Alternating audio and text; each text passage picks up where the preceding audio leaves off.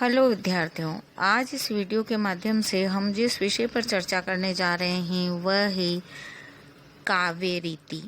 रीति का अर्थ होता है सामान्यतः मार्ग। काव्य लिखने का जो तरीका होता है उस मार्ग को या उस तरीके को काव्य के अंतर्गत, काव्य शास्त्र के अंतर्गत जो नाम दिया जाता है वह कहलाता है रीति। काव्य शास्त्रीय सिद्धांतों में रीति का अपना एक विशेष स्थान है।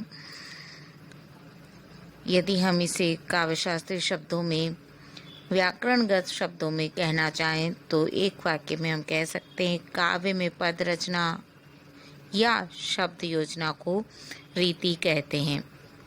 हम जानते हैं कि शरीर के अंदर अंगों का एक निश्चित गठन होता है, एक विन्यास होता है। पाँव की जगह पाँव ही शोभा देता है और हाथ की जगह हाथ ही, सिर अपनी जगह है। वैसे ही काव्य में भी रीति होती है। एक तरीका होता है काव्य लिखने का। काव्य में हर चीज का अपना महत्व होता है। उस बात को ही रीति के माध्यम से अभिव्यक्ति दी जाती है। पद संघटना को भी रीति कहा जाता है। हम यदि साहित्य शास्त्रियों के शब्दों के माध्यम से इस चीज को समझना चाहें तो विश्वनाथ ने अपने साहित्य दर्पण में रीति को जो परिभाषित किया है वह है पद संघटना रीति। इस तरह से उन्होंने रीति को परिभाषित किया है और पदों की संघटना को उन्होंने रीति बताया है। रीति का जो मुख्य गुण यदि हम देखें तो रीति के जो गुण हैं वह गुणवान पद रचना होना ही रीति है। अर्थात जो तरीका है, तो बात आती है कि रीति का आधार क्या है। तो आधार के रूप में गुणों को रीति के रखा गया है। वामन ने रीति के जो लक्षण दिए हैं वो दिया है उन्होंने विशिष्ट पद रचना रीति।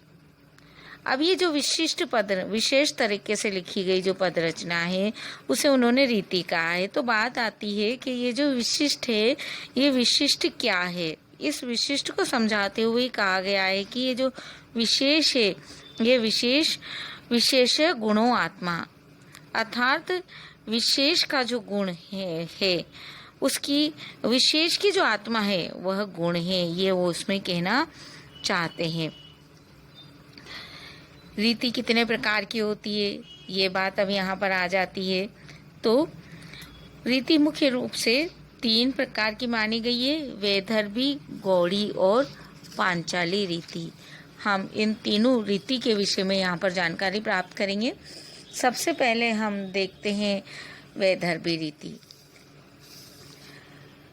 जब हमने गुणों की चर्चा की थी तो वहाँ हमने गुणों के विषय में भी 3 गुणों की बात की थी और इसी तरह से हम यहाँ पर रीति के विषय में भी 3 प्रकार की रीतियों की चर्चा कर रहे हैं।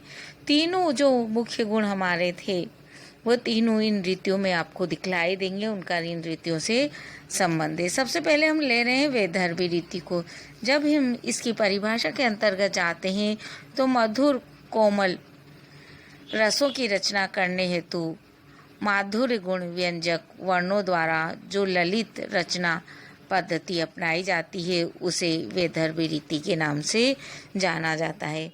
इस तरह से देखा जाए तो वैदर्भी रीति के अंतर्गत जो गुण आता है वो माधुर्य गुण होता है और इसमें मधुर और कोमल रसों की योजना की जाती है। तो जहाँ पर भी हमें ऐसी स्थिति दिखलाई दे वहाँ पर हम उसे शीघ्र ही पकड़ लेंगे कि ये वैदर्भी रीति का प्रयोग हुआ है।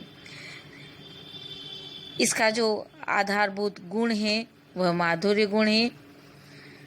इसमें यदि देखा जाए तो माधुर्य गुण के हिसाब से हम जब देखते हैं तो माधुर्य गुण की जो जो विशेषताएं हैं वे सब विशेषताएं इसके अंतर्गत आ जाती है।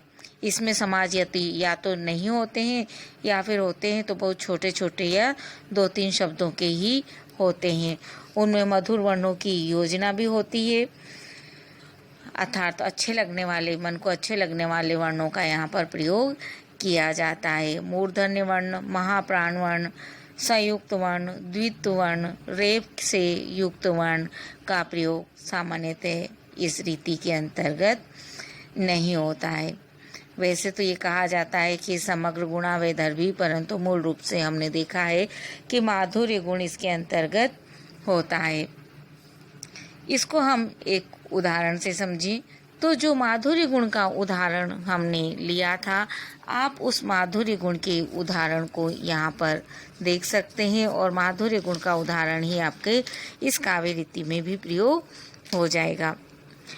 हम उदाहरण देखते हैं। मंद मंद मुरली बजावत अधर धरे, मंद मंद निक्स्यो मुकुंद मधु बनते।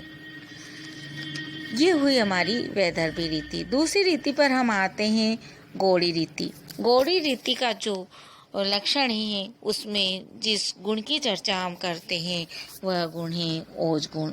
ओज गुण व्यंजक वर्णों द्वारा ओजस्वी भावों की जब अभिव्यक्ति काव्य में की जाती है तो इस तरह रचना लिखी जाती है, तब हम उसे गौड़ी रीति के माध्यम से लिखी गई रचना कहते हैं। यह वैदर्भी रीति के विपरीत रीति होती है। इसका आधार ओज गुण है। इसमें प्रधान गुण ओज होता है। इसका मतलब ये है कि ओज गुण की जो विशेषताएं हैं, तेजस्विता, औदात्य, वो इसके अंतर्गत मिलती है। ओज गुण की जो विशेषता होती है वो होता है कि उसमें समाजों की अधिकता होती है, समाज भी बड़े बड़े होते हैं। ओज व्यंजक वर्णों का उसमें प्रयोग किया जाता है।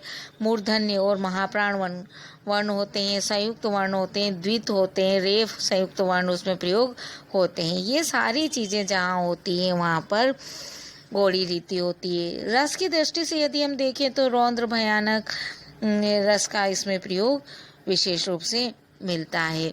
हम इसका भी एक उदाहरण देखना चाहेंगे और उस उदाहरण से इसे समझते हैं।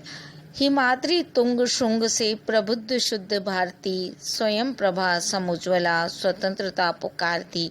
अमृत्य वीर पुत्र हो, दृढ़ प्रतिज्ञ सोच लो, प्रशस्त पुण्य पंथे बड़े चलो बड़े चलो।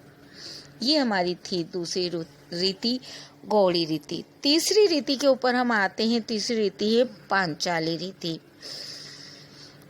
ये रीति कहाँ होती है, इसे हम समझते हैं।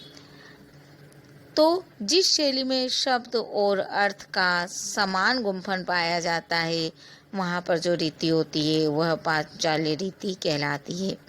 इसमें माधुर्य व सौकुमार्य गुणों का प्रयोग किया जाता है। जैसे विदर्भी रीति विदर्भ देश में गौड़ से संबंधित मानी गई है, वैसे ही पांचाली का संबंध वैसे ही पांचाल प्रदेश से माना गया है। हम इसका उदाहरण देखते हैं। मधुर आका मुस्कुराती थी, पहले जब देखा तुमको, परिचित से जाने कब की, तुम लगे उसी क्षण हमको। इस तरह से हम देखते हैं कि काव्य के अंतर्गत 3 प्रकार की रीतियाँ हैं, वैदर्भी रीति, गौड़ी रीति और पांचाली रीति। आप अपने सहयोगी मित्रों को इस वीडियो को शेयर करें, लाइक करें और सब्सक्राइब भी अवश्य करें।